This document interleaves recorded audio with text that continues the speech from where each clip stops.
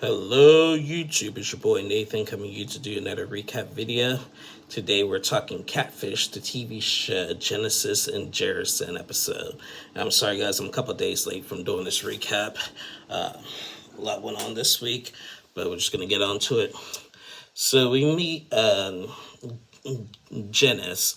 She is from Toronto, Canada, and she is a single mom. She just had a baby. And off and on for the last few years, she's been talking to a guy named Jerison and everything. And, they had a good connection, whatever. But the traditionals, they didn't even talk on the phone or video chat. So he calls in Neve and special guest Percy something, who's filling in for Cammy again. So in this episode, Genesis said that,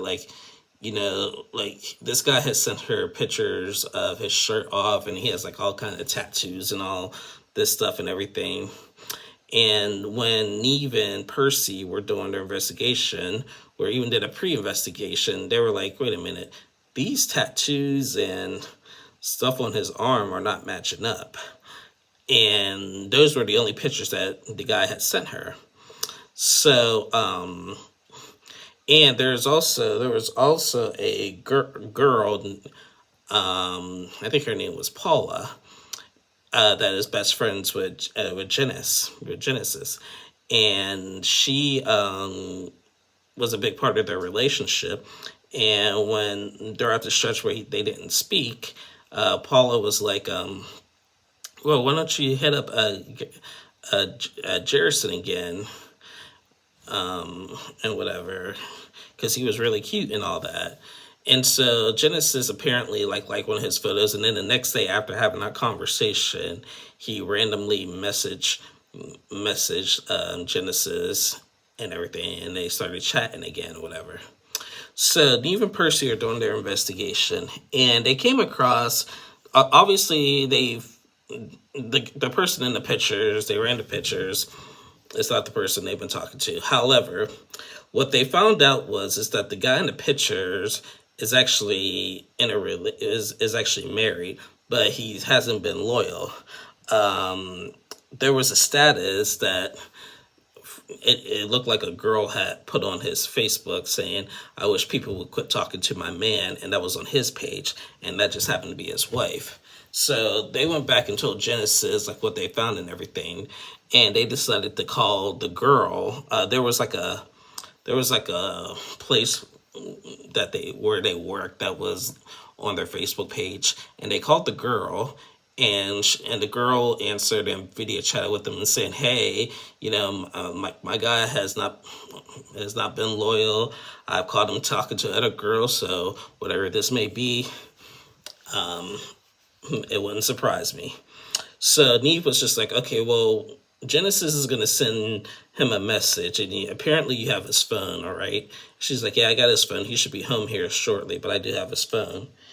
And she was like, so Genesis sends the guy a message, Jerison, a message, and it didn't respond while it was on the phone with the girl, with the dude in the picture's wife. So it wasn't her, it wasn't him. So he's clear out of this one. So they actually just reach out to the person that she's been talking to and say, let's meet up. So the guy agrees to meet up at the park. Well, no.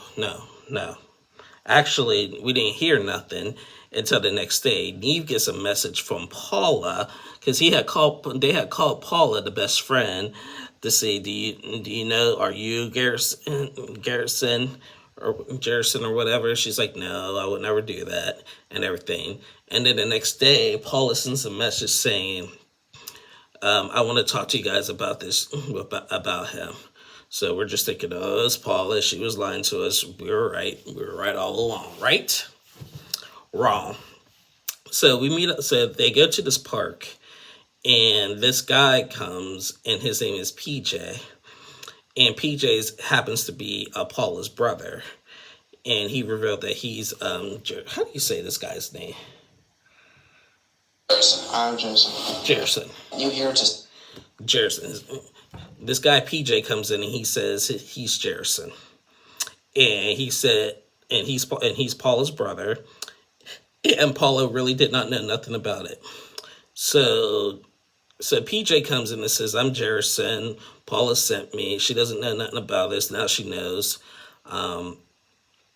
And he told Genesis that, I've had a crush on you for the last 3 years. And she was like, okay, well, why didn't you say nothing? Why do you have to do all of this?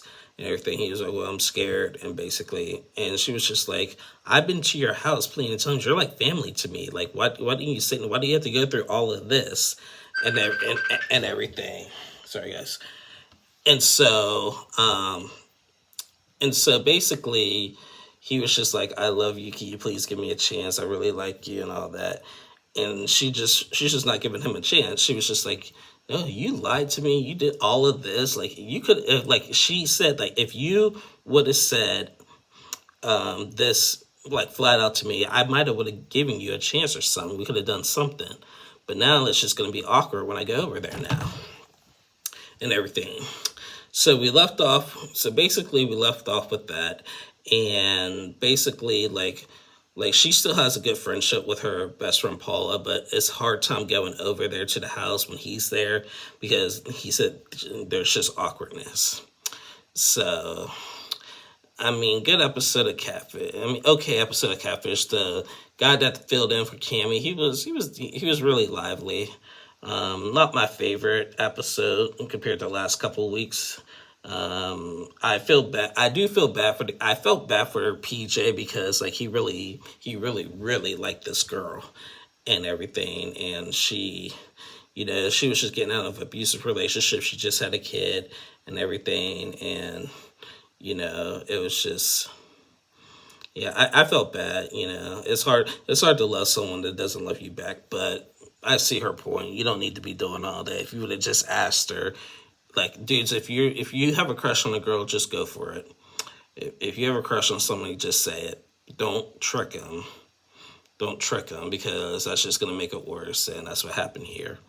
So the dude is still single. She's single, and if he would have just flat out did it himself, he would have probably would have had a girl.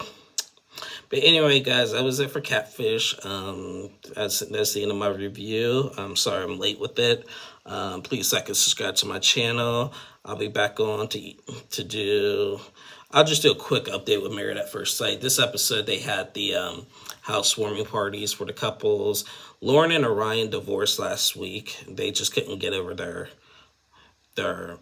hump.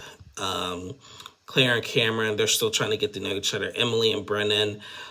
Brennan did not want to move in with Emily right away, and now he finally moved in. They had a housewarming party, and Emily's friends like really grilled him really good, and they had like a little shouting match and stuff like on what he's not doing and everything. And Brennan last week had said that wouldn't answer the fact if he's attracted to Emily or not and everything. So I gotta keep an eye on them.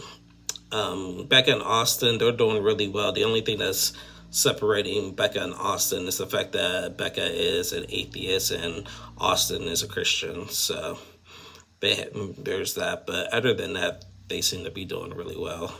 And like I said, Claire and Cameron are back and forth. 1 minute they're great, next minute they're weird and stuff. So yeah, that's the Married at First Sight update. So there, I did Married at First Sight too.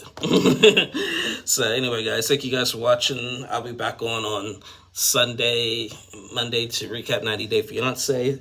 So until then, I will see y'all again soon, and have a good one.